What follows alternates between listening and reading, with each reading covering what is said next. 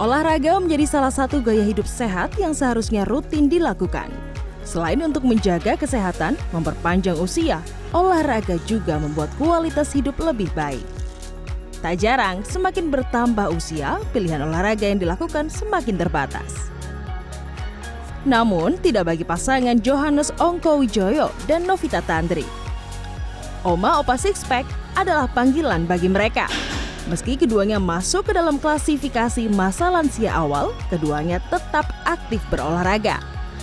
Jadi kita menganggap bahwa berolahraga itu lebih kepada rekreasi, lebih kepada hiburan, bukan sebagai sesuatu yang harus kita lakukan demi kesehatan fisik kita.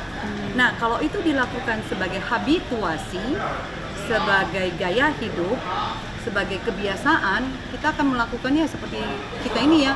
Jadi kalau nggak olahraga, sama dengan kita nggak mandi, sama dengan kita nggak sikat gigi, rasanya kok ada sesuatu yang tidak nyaman gitu ya.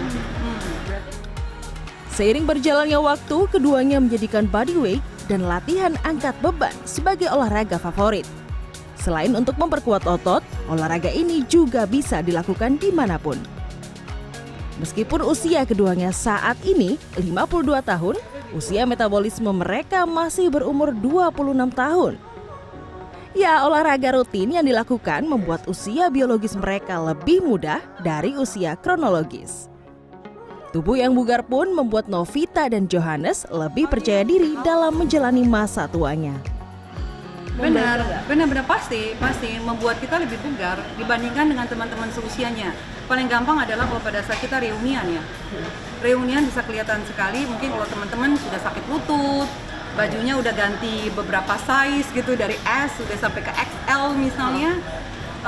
Lalu kelihatan juga berteman dengan obat-obatan, misalnya obat kolesterol, darah tinggi dan lain sebagainya. Alhamdulillah, puji Tuhan, kita sampai sekarang kalau cek lab itu semuanya tidak ada bintang gitu. Melatih massa otot penting dilakukan secara terus-menerus agar membuat hidup di masa tua lebih sehat. Tak hanya dapat mencegah tulang keropos, tetapi juga dapat menghindari ketergantungan kepada anak cucu di masa mendatang. Nah, sebenarnya kalau kita lihat kapan proses penuaan ini terjadi, tidak ada titik pastinya. Karena bagaimana sel kita bertambah dan bagaimana sel kita menua itu masing-masing orang pasti beda-beda.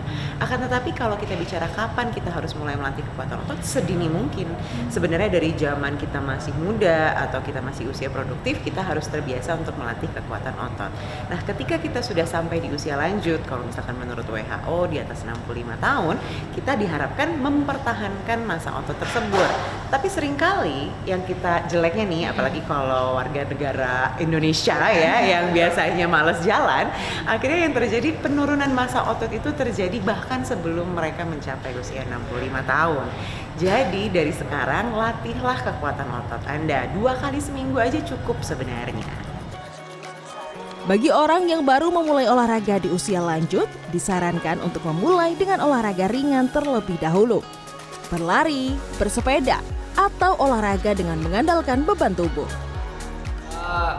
Kalau latihan beban maksudnya itu kan kita semua dimulai dari gerakan-gerakan dasar lah, misalnya squat, misalnya hip hinge gitu, misalnya push pull gitu loh. Maksudnya aman atau enggak tergantung ini orang dari hasil assessmentnya yang boleh apa yang nggak boleh apa gitu loh sebaiknya. Oke, berarti body weight pun juga body weight boleh ya. Kita biasanya kalau untuk orang lansia pasti kita dimulai dengan body weight dulu gitu loh. Atau misalnya untuk upper body kita mulai dengan beban yang sangat ringan dulu gitu. Dari dasar dulu, gerakan yang sudah bagus, sudah oke semua, nanti baru pelan-pelan naik gitu loh. Gak bisa langsung yang berat gitu. Mengenali kekuatan serta kapabilitas tubuh penting untuk dilakukan sebelum mulai berolahraga. Tidak ada kata terlambat untuk berolahraga. Kuncinya adalah tetap konsisten untuk terus bergerak. Kita Mining Room, Fordanto, Jakarta.